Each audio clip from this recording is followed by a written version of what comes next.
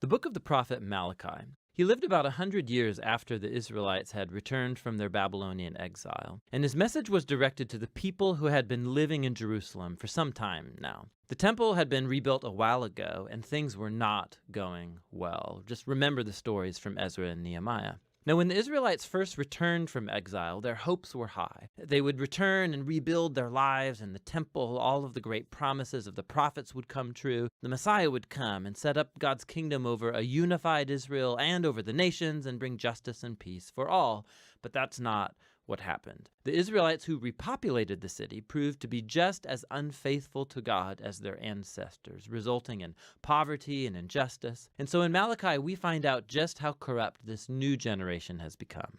The book's designed as a series of disputes, and most sections begin with God saying something, making a claim or an accusation, and then Israel will disagree or question God's statement. And then God will respond and offer the last word. This happens 6 times. In the first 3 disputes, God exposes Israel's corruption, and in the final 3 disputes, he confronts their corruption. And the overall impression you get from these arguments and disputes is that the exile fundamentally didn't change anything in the people. Israel's hearts are as hard as ever.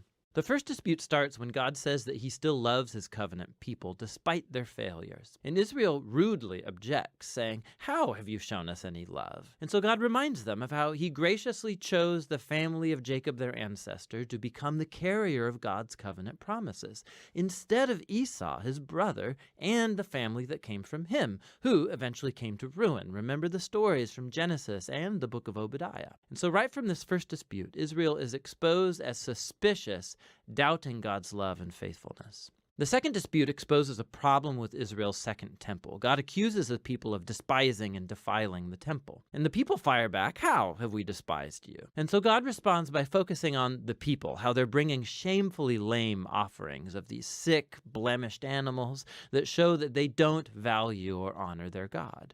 But it's not just the people, it's the priests too who run the temple. They not only tolerate but participate in these corrupt forms of worship. From top to bottom, God's people have proven faithless. In the third dispute, God accuses the Israelite men of treachery against him and their wives, which of course they deny. And God exposes the toxic combination of idolatry and divorce taking place. You have Israelite men marrying non-Israelite women and then adopting the worship of their wives' ancestral gods into their homes. Remember the story from Nehemiah chapter 13. And so Malachi connects this to a wave of men divorcing their wives for no good reason. And the people are all fine with this. And Malachi says, no, it's a betrayal of your covenant with God. And so Malachi transitions into the second set of disputes that confront Israel's rebellion. So the fourth dispute begins with the Israelites accusing God of neglect, saying, "Where is the God of justice?" They see injustice and corruption abounding, and God seems to do nothing. So God responds by saying that he'll send a messenger who will prepare the people for God's personal return in the day of the Lord. He will come like fire to purify his people and to remove idolatry and sexual immorality and injustice so that only the faithful remnant is left to become his people. In the fifth dispute, God calls the people to turn back to him, to which the people say, "How can we turn back?" And so God confronts their selfishness. He shows how they've stopped offering a tithe of their income to the temple. Now, that word tithe just means 1/10. It's the amount of their income and produce that the Israelites were to annually donate to support the temple and its priests. The practice is laid out in different parts of the Torah. Now, we know from Malachi and from the book of Nehemiah that the people were neglecting this responsibility. And so the temple was falling into disrepair. And so God confronts them. He says he wants to bless them with abundance, but only if they're going to be faithful. In the final dispute, the people accuse God and say that it's pointless to serve him. They observe wicked, prideful people succeeding in life, and God does nothing.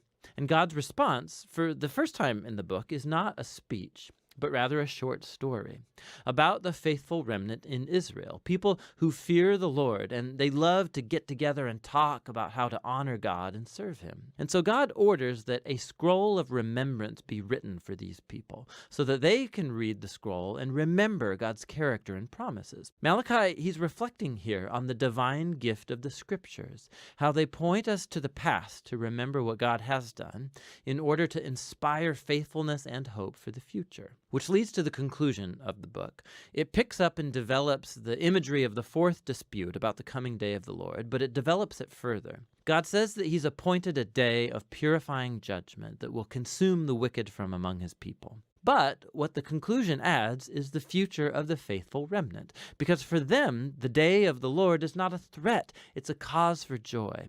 It'll be like the rays of the rising sun that bring healing and life and hope for the future. And so Malachi's disputes come to a close, but there's still a bit more to this book.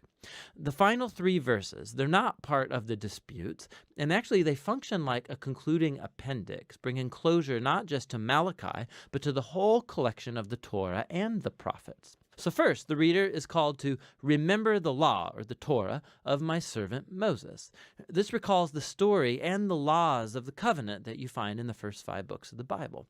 But then we hear this summary of the books of the prophets. I will send the prophet Elijah before the day of the Lord, who will restore the hearts of God's people. So this conclusion, it summarizes the Torah and the prophets as a unified story that points to the future. Israel was redeemed by God, and then they betrayed him through their rebellion and hard hearts, breaking the laws of the Torah. But the scriptures anticipate a future day when God's going to send a new prophet, a Moses, a new Elijah, who will restore God's people and heal their hard hearts. Remember all of the promises from Deuteronomy and Jeremiah and Ezekiel. And so this concluding appendix presents the scriptures as a divine gift to read and to ponder and to pray over. They tell the truth about the human condition, about our selfishness and our sin. But they also announce God's promise that one day he would send a messenger and then show up personally to confront evil, to restore his people and bring his healing justice. And it's that future hope that Malachi and the Torah and all of the prophets are about.